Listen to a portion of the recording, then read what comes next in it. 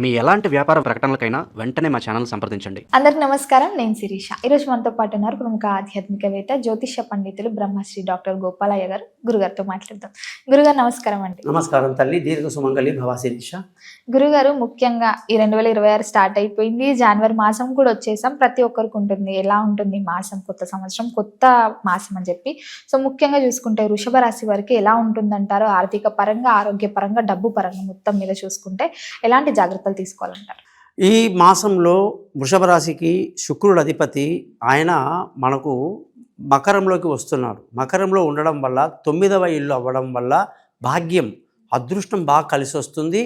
ఎంతో ఉత్సాహంగా ఉంటారు, ఆనందంగా ఉంటారు, అన్ని పనులు చక్కగా పెట్టుకుంటారు, అనుకున్నవన్నీ చేసుకోవడానికి అద్భుతంగా ఉంది. పాజిటివ్ ఎనర్జీ చాలా బాగుంటుంది. గురుగారు, ముఖ్యంగా ఈ వృషభ రాశిలో అందరూ విద్యార్థులకైనా, ఉద్యోగస్తులకైనా, వ్యాపారులకైనా ఈ అందరికి ఎలా ఉంటుందంటారు ఈ మాసం అంతా? ఇప్పుడు ఈ జాతకంలో మనం కానీ చూసుకుంటే వృషభ రాశి వాళ్ళకి ఈ పిల్లల చదువులు చాలా బాగా ఉంటుంది. అలాగే ఇంట్లో ప్రశాంతత ఉంటుంది. అలాగే ధన ప్రవాహం బాగుంది, ధన ఆదాయం బాగుంది. అలాగే మీరన్న ఆ ఉద్యోగం, మెయిన్గా ఉద్యోగానికి వీళ్ళకి అధిపతి ఎవరు అని చూస్తే శని. ఉద్యోగానికి శని అధిపతి, వ్యాపారానికి గురువు అధిపతి. సో వాళ్ళ స్థితిని బట్టి మనం వాళ్ళ ఫలితం చెప్పడం జరుగుతుంది. మామూలుగా ఉండదు. దశమ స్థానానికి అధిపతి శని 11వ ఇంట్లో ఉండి విపరీతమైనటువంటి యోగాన్ని ఇస్తున్నాడు ఉద్యోగస్తులకి. ఈ ఉద్యోగస్తులు ఏదన్నా కళలు ఉంటాయి వాళ్ళకి, మేము CEO కావాలి, మేము లీడర్ కావాలి, మేము ఏదైనా మేనేజర్ కావాలి, 100% వృషభ రాశి వాళ్ళ కోరికలు తీరుతాయి. అంత అద్భుతంగా ఉంది వృషభ రాశికి ఈ మాసంలో. అలాగే శని 11వ ఇంట్లో ఉండడం మహాయోగం. ఇలాంటి యోగం మళ్ళీ 30 ఏళ్ళకి కానీ రాదు. సో ఈ గొప్ప అవకాశాన్ని ప్రతి ఒక్క ఉద్యోగులు కూడా వృషభ రాశి వాళ్ళు వాడుకోవాలి. వ్యాపారం అన్నావు, వ్యాపారానికి అధిపతి గురువు. ఆయన మీకు ఈ ఇప్పుడంతా మొత్తం మీకు మిథున రాశిలో ఉండడం వల్ల వ్యాపారంలో విపరీతమైన లాభాలు ఉంటాయి. చాలా హ్యాపీగా ఉంటారు ఈ వారం అంతా, ఈ నెలంతా మంచి వ్యాపార దృక్పథం బాగుంటుంది. కొత్త వ్యాపారంలో పెట్టుబడికి బాగుంది. అనేక రకాల శుభాలు జరుగుతాయి వ్యాపారస్తులకి. గురుగారు, వ్యాపారస్తుల గురించి మాట్లాడుతున్నాం కాబట్టి ముఖ్యంగా ఈ వృషభ రాశి వారికి ఏ వ్యాపారం చేస్తే బాగుంటుంది అంటారు ఈ మాసంలో? వృషభ రాశి అంటేనే వాళ్ళకి ఏంటంటే కళల పట్ల చాలా ఆసక్తి. 24 కళలు వాళ్ళవే. కాబట్టి వాళ్ళ ఆ పాటల్లో ఉన్న, యాంకరింగ్లో ఉన్న, సినిమాలో ఉన్న, ఎటువంటి ఎడిటింగ్ కానీ, కెమెరామెన్స్, అన్ని రకాల కళలండి. వాళ్ళందరికీ చాలా అద్భుతంగా ఉంటుందన్నమాట ఈ నెల శుక్రుడు బాగున్నాడు కాబట్టి వీళ్ళు అనుకున్న కళల్లో రాణించడం కుదురుతుంది. ముఖ్యంగా వీళ్ళు మంచి వంటగాళ్ళు. ఈ మెస్సులు, హోటల్స్, టిఫిన్ సెంటర్స్, అనేక రకాల ఫుడ్కు సంబంధించినవన్నీ చేస్తుంటారు. అవన్నీ వాళ్ళకి బాగా కలిసి వస్తాయి.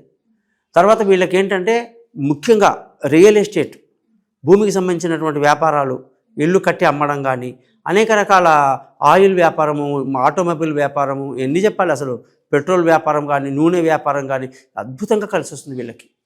గురుగారు, ముఖ్యంగా ఎవరైతే వివాహాల కోసం ప్రయత్నిస్తుంటారో, ప్రేమికులైనా సరే ఈ మాసంలో వాళ్ళకి పెళ్లి కుదిరే ఛాన్సెస్ ఏమైనా ఉన్నాయి? ఇప్పుడు వీళ్ళకి ఏంటంటే కుజుడు బ్రహ్మాండమైన ప్లేస్లో ఉండి, సప్తమాధిపతి కుజుడు అనమాట వృషభ రాశికి. సో కుజుడు యొక్క స్థితి ఈ జాతకంలో చాలా బాగుంటుంది. సో దీనివల్ల ఏమవుతుందంటే ముఖ్యంగా వృషభ రాశి అంటేనే ప్రేమికులు. ప్రేమ లేకుండా వాళ్ళు పెళ్ళే చేసుకోరు. శుక్రుడు కాబట్టి, వీనస్ కాబట్టి ఖచ్చితంగా వాళ్ళకి లవ్ ఉండాలి.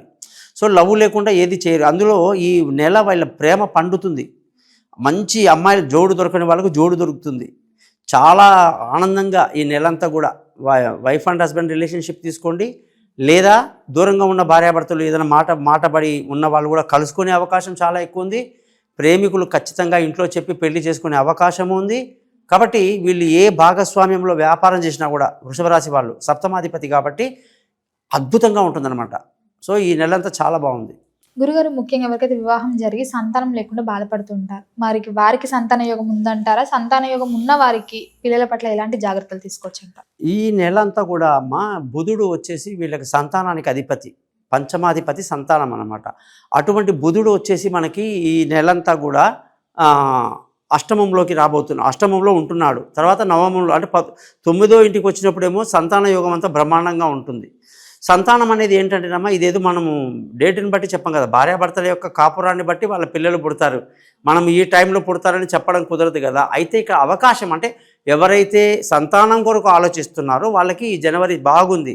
ఖచ్చితంగా సగం జనవరి 15th తర్వాత, సంక్రాంతి తర్వాత చాలా బాగుంది. సంతాన యోగం బ్రహ్మాండంగా ఉంది. ఇంతకుముందు కొంచెం కఠినంగా ఉందన్నమాట, అంత బాగాలేదు. ముఖ్యంగా వీళ్ళు ఎవరైనా సంతానం కొరకు మంచి డాక్టర్ని కలవాలి అనుకుంటే మంచి సమయంలో వెళ్తే ఎటువంటి విషయం లేకుండా జనరల్గా చెప్తారు. నెగిటివ్ టైంలో వెళ్తే నెగిటివ్లో వాళ్ళు ఇంకా ఏదోదో టెస్టులు అది ఇది అని చెప్పి బాగా కంగారు పట్టేస్తుంటారు జనాల్ని. అట్లా కాకుండా మంచి సమయాన్ని చూసి మీరు తీర్థయాత్రలు వెళ్ళినా, కుక్కే సుబ్రహ్మణ్య లాంటి గుడికి వెళ్ళిన వాళ్ళు సంతానం కొరకు వెళ్తారు. వాళ్ళే స్వయంగా సుబ్రహ్మణ్య స్వామి గుడికి చాలామంది వెళ్తారు. వెళ్ళేటప్పుడు కూడా మంచి రోజులు మంచి టైం చూసుకుని వెళ్తే మంచిది. అది నా ఉద్దేశం. బాగుంది ఈ నెల వాళ్ళకి సంతాన యోగం బాగుంది. గురుగారు, ప్రతి ఒక్కరికి సహజంగా ఉండేది సొంత ఇంటి కల, మాకంటూ ఒక సొంత ఇల్లు ఉండాలని. సో ముఖ్యంగా చూసుకుంటే మరి ఈ వృషభ రాశి వారికి ఈ మాసంలో సొంత ఇంటి కల నెరవేరే అవకాశం ఉందండి? ఇప్పుడమ్మా మనకి జనవరి 15వ తారీఖు వరకు సూర్యుడు అష్టమంలో ఉన్నాడు. అష్టమ సూర్యుడు ఏం చేస్తాడు, ఈ సొంత ఇల్లు, వాహనాలు, విలువైన వస్తువులు ఇవన్నీ మనకు అనుకూలంగా ఉండదు. ఎప్పుడైతే 15 తర్వాత జనవరి ఎండింగ్ వరకు సూర్యుడు 9వ ఇంటికి మకరం రాకు వచ్చేస్తాడో అది చాలా బాగుంటుందన్నమాట.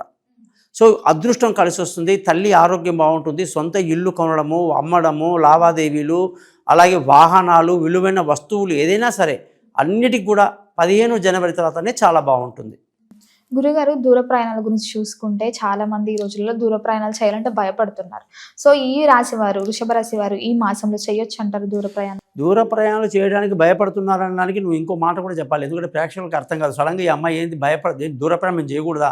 ఇండిగో వాళ్ళ స్టోరీ చూస్తే తెలుస్తుంది. మొత్తం ఫ్లైట్లు ఎన్ని వందల ఫ్లైట్లు క్యాన్సిల్ చేసి నిజంగా నాకే భయం అవుతుంది. ఎందుకంటే నావి చాలా ఫిక్స్డ్గా ముందే బుక్ అయి ఉంటాయి ఫ్లైట్ టికెట్స్. ఇప్పుడు కోయంబత్తూరు వెళ్తాను నేను జనవరి 24th అక్కడ ఉంటాను నేను, ఆ పెద్ద మీటింగ్లో ఉంటా. ఆ టైంలో నాకు ఫ్లైట్ అనేది రెడీగా ఉన్నాయి, అప్ అండ్ డౌన్. ఇప్పుడు అది ఏమవుతుందో నాకే బెంగగా ఉంది.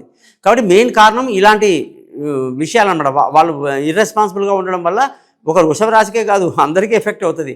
కానీ ప్రత్యేకంగా వృషభ రాశి వాళ్ళకి పంచమాధిపతి బుధుడు అష్టమంలో ఉండడం వల్ల 15 తారీఖు వరకు కొంచెం ఇబ్బందికరంగానే ఉంటుంది. 15 జనవరి తర్వాత ఎప్పుడైతే బుధుడు 9వ ఇంటికి వస్తాడో, మకరంలోకి వస్తాడో, అప్పుడు వీళ్ళ ప్రయాణాలు అనుకూలంగా ఉంటాయి. నేను బతికి బయటపడతా. ఎందుకంటే నేను వృషభ రాశి కాబట్టి, రోహిణి నక్షత్రం కాబట్టి నేను అదే అడుగుతున్నా.